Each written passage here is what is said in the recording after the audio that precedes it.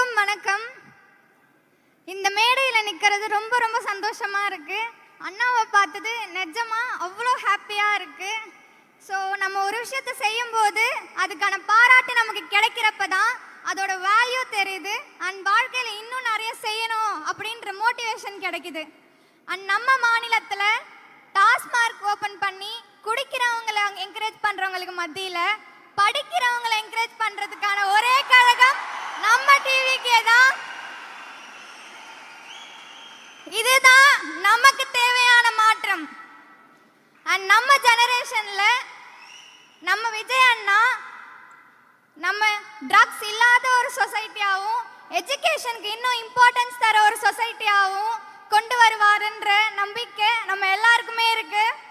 So அண்ணா கண்டிப்பா நீங்க அந்த மாற்றத்தை கொண்டு வருவீங்கன்னு நம்புறோம். ரொம்ப தேங்க்ஸ் அண்ணா.